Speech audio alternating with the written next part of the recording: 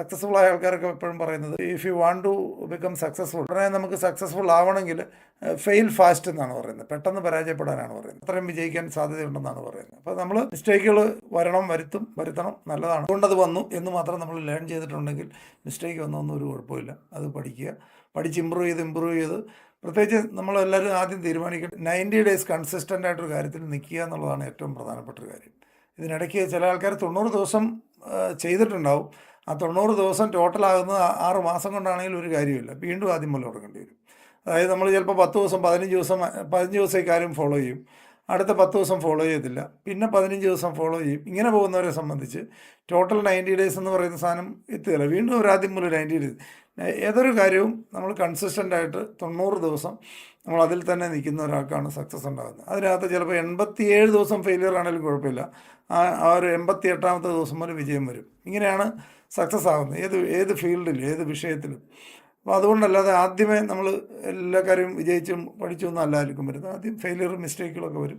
TCSൻ്റെയോ ടാറ്റ കൺസൾട്ടൻസിയിലോ ഇൻഫോസിസിലോ അല്ലെങ്കിൽ ആമസോണിലോ അല്ലെങ്കിൽ ഈവൻ നെസ്ലെയോ ഇതുപോലത്തെ കമ്പനികളൊക്കെ പറഞ്ഞാൽ ലോകത്തെ തന്നെ ഏറ്റവും റെപ്യൂട്ടഡ് ആയിട്ടുള്ള കമ്പനികളിലൊക്കെ ജോലി കിട്ടുക എന്ന് പറഞ്ഞാൽ ഗവൺമെൻറ് ജോലിയേക്കാളും ഡിമാൻഡുള്ള ആ ജോലികൾ പോലും ഇന്ന് ത്രെട്ടിലാണ്. അത് വർക്ക് ചെയ്തുകൊണ്ടിരിക്കുന്ന എംപ്ലോയീസ് പോലും ചങ്കിടിച്ചുകൊണ്ടിരിക്കുന്നത്. എനി ടൈം ജോലി പോകാം. അതായത് 29 വർഷം അതുപോലത്തെ കമ്പനിയിലൊക്കെ ജോലി ചെയ്തുകൊണ്ടിരുന്ന ആൾക്കാരോട് പോകാൻ പറയുകയാണ്. പോകാമെന്ന് പറഞ്ഞു കഴിഞ്ഞാൽ നല്ല കമ്പനി ആയതുകൊണ്ട് ഒറ്റയടി ഇന്ന് രാവിലെ പണിയില്ല എന്ന് പറയുന്നില്ല എന്ന് മാത്രം. അവരെ ഒരു 50 വയസ്സൊക്കെ കഴിഞ്ഞവരെ ഒരു പയ്യെ സ്നേഹത്തിൽ പറഞ്ഞ് ഒഴിവാക്കുകയാണ്. ഇപ്പോഴെങ്കിലും പോയാൽ നിങ്ങൾക്ക് പുറത്തൊരു ജോലി കിട്ടാൻ ചാൻസ് ഉണ്ട്, കുറച്ചുകൂടെ പ്രായമാക്കി കഴിഞ്ഞാൽ കിട്ടുകയില്ല, പെൻഷൻ കൊടുക്കുന്നൊരു കമ്പനിയാണെന്ന് ഓർക്കണം.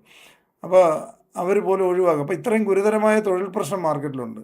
അതായത് 29 വർഷം മറ്റും ഇത്രയും നല്ലൊരു കമ്പനിയിൽ ഇത്ര എക്സ്പീരിയൻസ് ഉള്ള ഒരാളെ പുറത്തേക്ക് വിട്ടിട്ട് വേറൊരു ജോലിക്ക് ശ്രമിച്ചിട്ട് 72 കമ്പനിയിൽ അത് അപ്ലൈ ചെയ്തിട്ട് ഒരു കമ്പനിയിൽ നിന്ന് കോൾ പോലും പുള്ളിക്ക് വന്നിട്ടില്ല എന്ന് പറഞ്ഞാൽ എക്സ്പീരിയൻസ് ഉള്ളവരെ ആർക്കും വേണ്ട എന്നാണ് ഇന്നത്തെ മാർക്കറ്റിൻ്റെ കണ്ടീഷൻ. ഇതാണ് റിയാലിറ്റി എന്ന് മനസ്സിലാക്കുക. ഇത് നമ്മൾ മനസ്സിലാക്കിയില്ലേ നമ്മൾ വളരെ ഹാർഡ് വേയിൽ നമ്മൾ മനസ്സിലാക്കേണ്ടി വരും. ഇതാണ് ഇനിയുള്ള കാലം. അതായത് ഇത്രയും വർഷം എക്സ്പീരിയൻസ് ഉള്ള ആൾക്കാരെ ആർക്കും വേണ്ട. അതായത് ഒരാളുടെ ജീവിതത്തിൻ്റെ ഏറ്റവും മേജറായിട്ടുള്ള പൈസയുടെ ആവശ്യം വരുന്ന ഒരു ഏജ് എന്ന് പറഞ്ഞാൽ ഒരു 45 വയസ്സ് മുതൽ മുകളിലേക്കാണ്. കുട്ടികളുടെ വിദ്യാഭ്യാസം, അവരുടെ കല്യാണം, വീട് പണി, പേരൻസിൻ്റെ അസുഖം,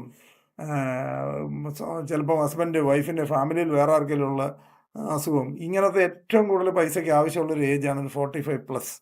ഈ സമയത്ത് ഒരാളുടെ എക്സ്പീരിയൻസിന് വിലയില്ലാത്ത വരുന്നൊരവസ്ഥ എന്ന് പറഞ്ഞൊന്ന് ആലോചിച്ച് നോക്കി. ഇതുകൊണ്ടാണ് ഒരു പരിധി വരെ ഇത്രമാത്രം രോഗങ്ങളും വരുന്നതെന്ന് എനിക്ക് തോന്നുന്നത്. കാരണം ആൾക്കാർക്ക് ഇത്ര അങ്കലാപ്പാണ്, എന്ത് ചെയ്യണമെന്ന് അറിയാൻ മേലാത്തൊരവസ്ഥയുണ്ട്.